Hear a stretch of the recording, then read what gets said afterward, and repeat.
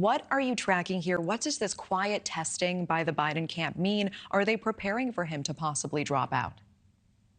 Well, if you believe all the reports that are coming out of the Biden campaign through the press, those leaks are real leaks. I mean, you're not just making this stuff up.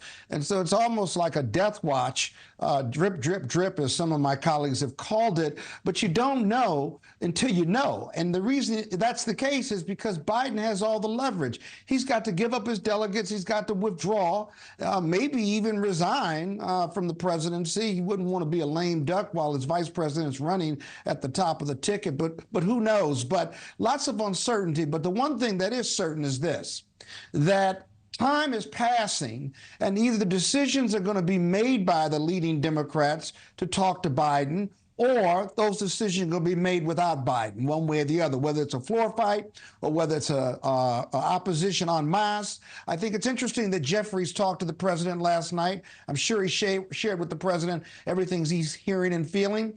But the best part of that conversation had to be, and we don't know, had to be, Mr. President, I think you should do A, B, or C, or Mr. President asked Jeffries, what he thinks he should do. That's the conversation you want to get a report on, and we don't have that yet. And meanwhile, we're seeing the Republican group continuing to focus on Kamala Harris. That's increasing. And we heard Trump talk about Harris specifically at a rally this week. Let's take a quick listen to that together. If Joe had picked someone even halfway competent, they would have bounced him from office years ago. But they can't, because she's got to be their second choice. And he has already given her a moniker, Laughin', Kamala Harris. How do you think Harris would do against Trump? Well, if you believe all the polling, she's either tied ahead of him or very close.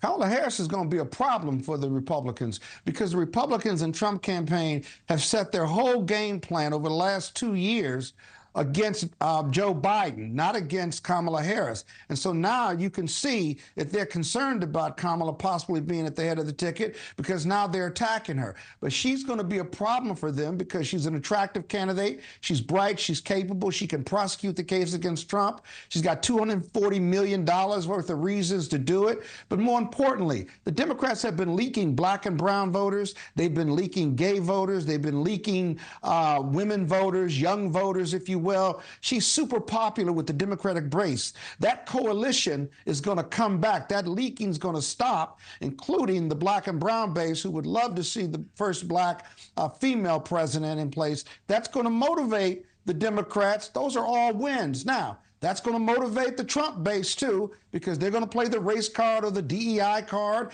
And so we've seen this game plan before with Barack Obama. So if Kamala Harris is the top of the ticket, she's got to implement the Barack Obama plan and keep it moving. This is all about getting out the vote. Whoever gets the vote out better, whoever does Go TV better, given how close this race is, they're going to be the winner in November. Yeah, I really appreciate it. And you brought up diversity here. I can certainly see how Harris at the top of the ticket could really galvanize and motivate a lot of people in this country. She could have broad support from the party, certainly. This is an uncomfortable question. Is there a swath of this country, of voters who are not ready for a woman of color president? There's a swath of voters who aren't ready for a woman to be president.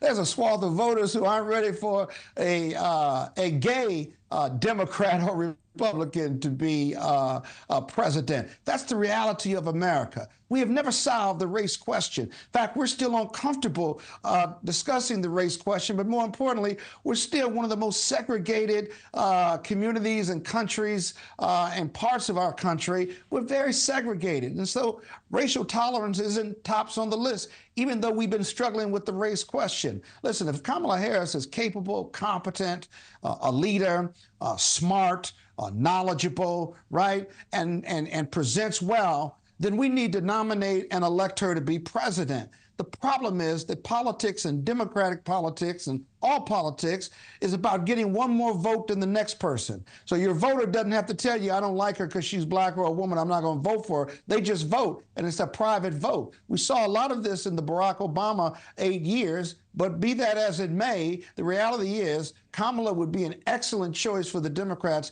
to be at the top of the ticket for all the reasons I just shared. Thank you for watching. Go to newsnationnow.com to find NewsNation on your television provider. And don't forget to click the red subscribe button below to get more of NewsNation's fact-driven, unbiased coverage.